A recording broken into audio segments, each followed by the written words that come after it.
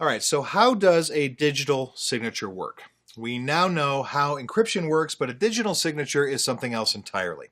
We will use the same document to sign. Digital signature, we will hit sign the document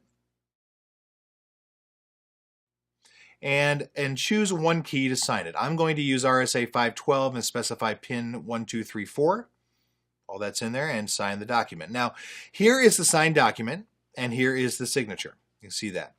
Actually, this one on the right, if you want, you can extract the signature. It will extract to you in any way you want, in any format, really. And anyway, this is not what we need. So you can see that the message is not encrypted because a digital signature does not encrypt the content of the document, but is instead just proof of the identity of the sender. So how can I prove the identity of the sender? Well, I'm going to click here.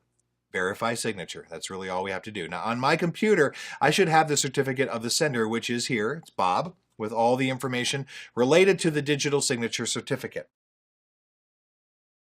And when I receive a message from Bob, it will contain this signature. So if I use the signature and I hit verify, you can see that the signature by definition is now verified.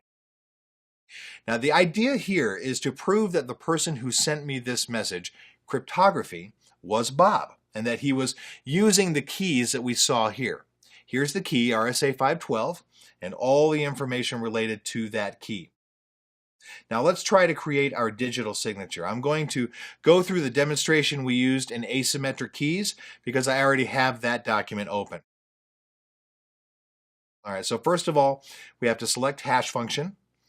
Going to use default SHA-1, but you can use MD5 as well. So actually, let's with MD5. Let's do that just to change things up. Now, this hash function is MD5 on a 128-bit computer hash value of the document.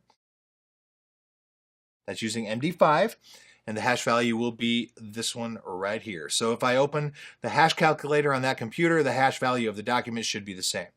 Now we will generate the key. I'm not going to put the numbers, but I will use the automatic generator and generate number and apply.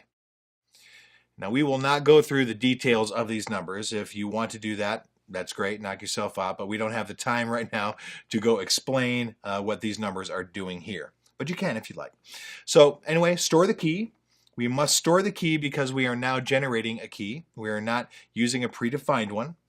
And after we have generated the key, we can start to create the certificate. Now the RSA key needs the certificate. We will give the name for this user. Actually, let's do Joe instead of Bob.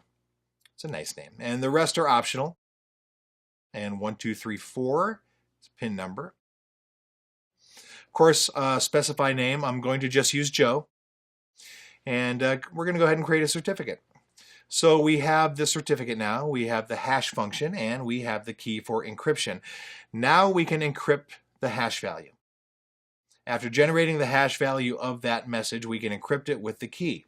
Now the hash value that's encrypted is ready for us here. We need to sign it with a certificate. So sign the encrypted hash value, and the signature is ready for us. Cool. So we will need to store it, and there we go. We have a new signature. If I want to verify the signature, I'm going to hit verify here and use the Joe's key and verify, and oh good, it's correct. So whenever Joe sends me a message at this site, I can verify with his related information. So as long as you have this certificate, it will be so easy to verify the signature, and as you can see, pretty easy to make it happen.